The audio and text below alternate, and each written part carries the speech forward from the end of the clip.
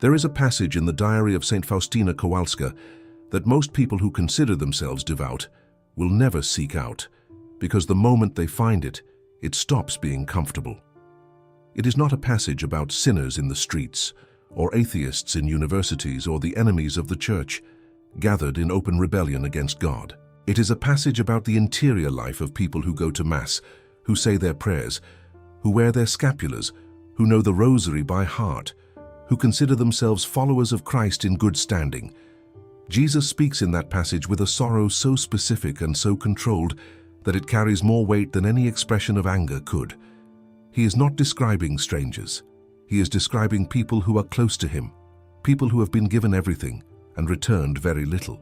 And he tells Faustina, with a precision that she recorded faithfully in her diary, that these souls cause him an agony that the sins of the openly wicked do not produce in the same way. This is the revelation that the title of Divine Mercy carries beneath its most celebrated images. The red and white rays streaming from the heart of Christ, the chaplet prayed in hospitals and homes across the world, the Feast of Divine Mercy established for the Universal Church by John Paul II in 2000, all of that belongs to the same source, the same diary, the same interior communications that Jesus granted to a young Polish nun of no social importance, no academic formation, no ecclesiastical rank. Faustina Kowalska entered religious life barely literate. She was assigned to work in kitchens and gardens. She was misunderstood by superiors, doubted by confessors, and dismissed by some of the people around her as imaginative or unstable. And into that hidden, humiliated life, Christ poured revelations of a depth and a specificity that the Church, after decades of careful examination, confirmed as genuine. The diary was not always received well.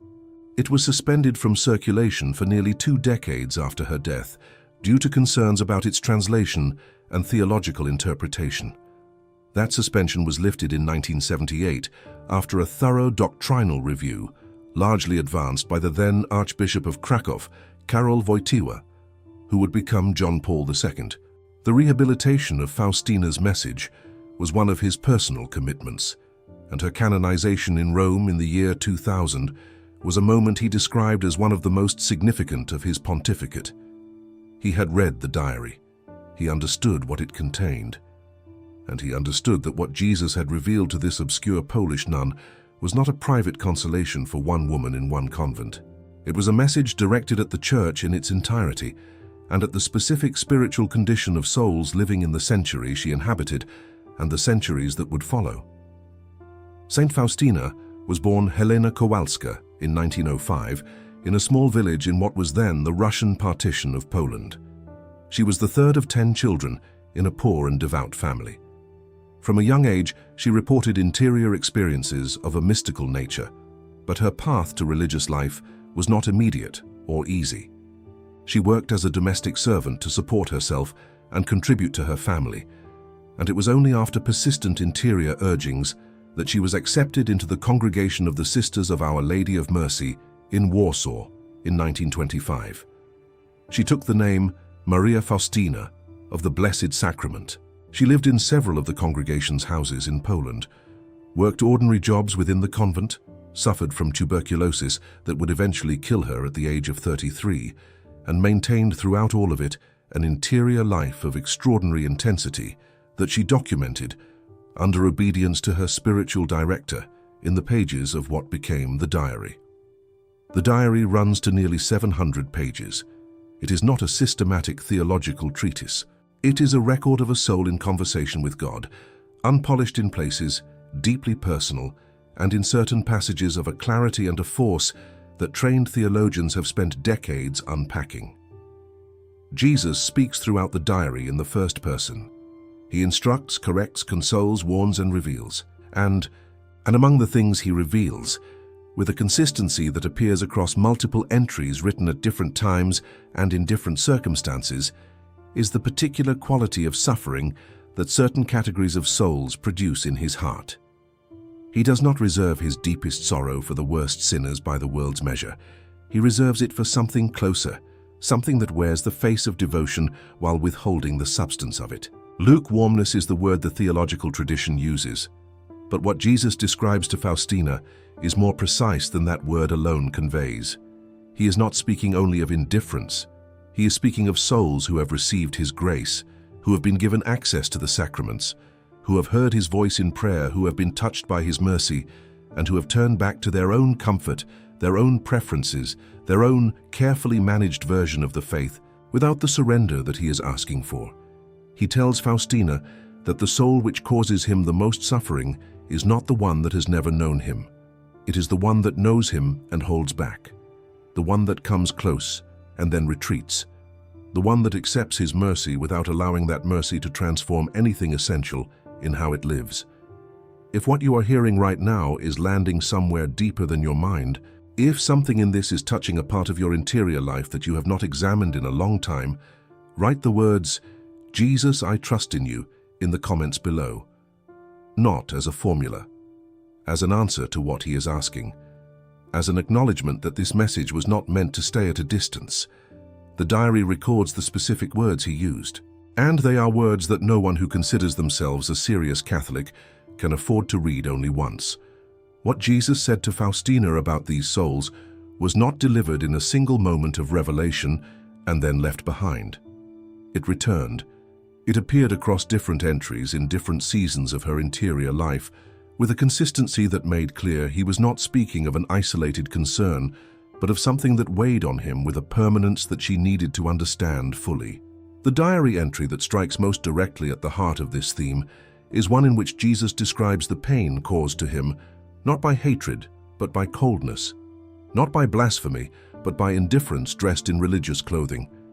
He tells her that when a soul that has received great graces from him continues to live for itself, continues to treat his love as a background condition rather than a total claim on its life, the wound this produces in his heart is of a particular kind.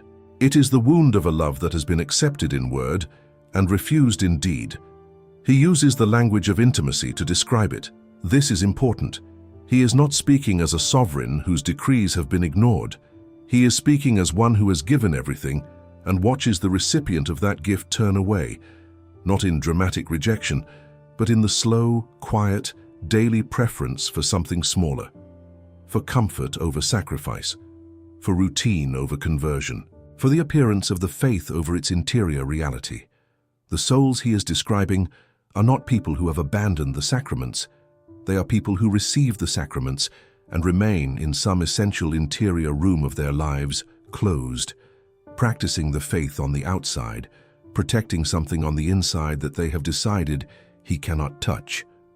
Faustina understood this because she had been asked to surrender exactly that. Her entire life in religious consecration was a progressive dismantling of the self-protection that every human soul constructs by instinct. Her spiritual director, Blessed Michael Sopoco, guided her through years of interior purification that were not gentle. She was asked to give up her own judgment about her experiences, her own preferences about how she served, her own ideas about what her mission should look like. She was misunderstood, and she was not permitted to defend herself. She was doubted, and she was not permitted to prove herself. And in that stripping, in that particular poverty of having no interior territory left to call her own, she became capable of receiving what Christ was trying to say. Because what he was trying to say required a vessel that had stopped negotiating. The negotiating soul is precisely what he describes with such sorrow in the diary. The soul that has drawn a line somewhere inside itself and said, "This far and no further." The soul that loves God genuinely in some areas of its life and protects itself from him in others. The soul that prays but does not listen, that confesses but does not change, that receives communion and then returns hour by hour to the same patterns, the same attachments, the same quiet refusals that no one else can see from the outside. Jesus tells Faustina that he sees those rooms, that no interior door is closed to him, and that the pain of standing at a door that remains shut, in a soul that knows he is there, is a suffering that the open hostility of his enemies does not replicate. There is a theological precision underneath this that the tradition supports entirely. The Catechism of the Catholic Church identifies lukewarmness as a failure in charity, a refusal or neglect of divine love. It cites the Book of Revelation, where Christ speaks to the Church of Laodicea with words that have lost none of their edge across 20 centuries. Because you are lukewarm and neither hot nor cold, I will spit you out of my mouth. That passage is not aimed at pagans.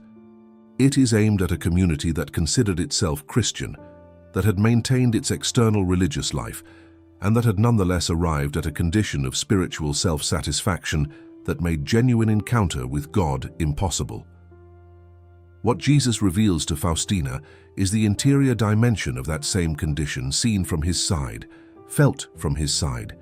He also speaks in the Diary of souls who approach the confessional without true contrition, who receive absolution as a transaction rather than as an encounter, who return to the same sins with a regularity that has become, over time, a kind of interior arrangement with themselves.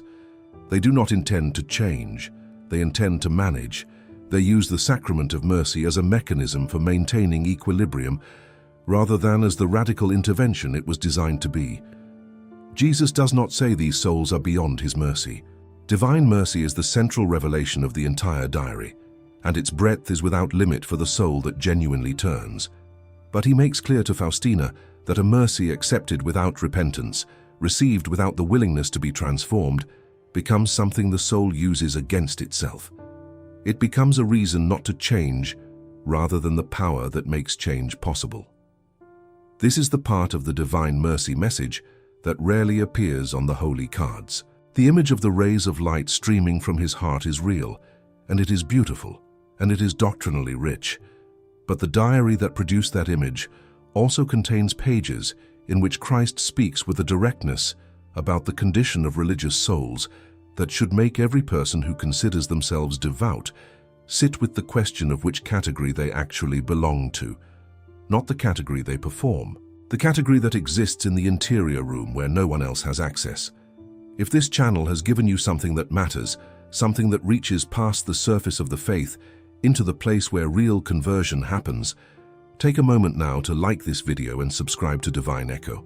There is more to come, and the stories that remain to be told carry the same weight as everything you have heard so far. Faustina died in October of 1938. She had lived 33 years, the same number as Christ at his death, a detail she noted herself with characteristic simplicity. She left behind the diary, the image, the chaplet, and a testimony about the interior life of the Church that the following century would need more than it knew. What makes the Diary of Saint Faustina so difficult to read with comfort is precisely what makes it impossible to dismiss. It is not a document of consolation in the easy sense. It does not simply reassure the reader that God is merciful and that everything will be well. It carries that message, yes, and it carries it with a depth and a beauty that has changed millions of lives. But underneath the mercy is a demand. Underneath the open arms of the image is a question that Christ returns to again and again in those pages, directed not at the world in its most visible sinfulness, but at the soul that is already inside the faith, already at the table, already holding the gifts, and still withholding the one thing he is asking for: total trust, complete surrender, the willingness to stop managing the relationship and allow it to become what he intended it to be from the beginning. He tells Faustina at one point that the greatest obstacle to his mercy is not sin. Sin can be brought to him. Sin can be confessed, wept over, surrendered, and transformed by the encounter with his love. The obstacle he identifies is distrust, the soul that does not believe he can truly forgive, the soul that carries its past like a sentence, rather than bringing it to the tribunal of mercy and leaving it there. But distrust in the diary has another face that is less discussed. It is not only the distrust of the sinner who doubts forgiveness, it is the distrust of the devout soul that doubts transformation, that believes on some level it will not articulate even to itself that it cannot truly change, that the patterns are too old, that the attachments are too deep, that the interior room it has kept closed for decades is simply part of who it is now, and that God will have to accept the version of the soul it has decided to offer him rather than the complete surrender he is requesting. Jesus identifies this as a wound, not a misunderstanding to be corrected gently and then forgotten, a wound, because what that soul is doing, in its careful management of how much of itself it gives to God, is placing a limit on an infinite love. It is taking the mercy that has no boundary and drawing a boundary around it from the inside. And the agony this produces in the heart of Christ, as Faustina records it, is not the agony of a judge whose authority has been flouted. It is the agony of a love that has been met with a calculation. Faustina herself was not exempt from the purification this required. The diary records moments of her own interior resistance, her own fear, her own temptation to hold something back. What distinguishes her is not that she never felt those things, but that she brought them to him immediately, named them honestly, and surrendered them without negotiation. This is the model the diary proposes, not heroic virtue achieved through human effort alone, but a radical transparency before God that allows His mercy to reach into every corner of the interior life, including the corners the soul has learned to protect most carefully. The relevance of this to the present moment in the Church is not subtle. There has perhaps never been a time when the external forms of Catholic devotion were more available, more accessible, more beautifully produced and distributed, and the interior life of genuine conversion more quietly absent from the lives of so many who participate in those forms. The Rosary app and the podcast and the retreat and the conference and the Catholic social media account have made it possible to construct an entire identity around the faith without ever submitting the interior life to the transformation the faith demands. This is not a new problem. Faustina was recording Christ's sorrow about it in the 1930s. But the tools available for maintaining the appearance of devotion while avoiding its substance have multiplied in ways that would have been unimaginable to her. What Christ reveals to Faustina is not a reason for despair. It is a reason for examination.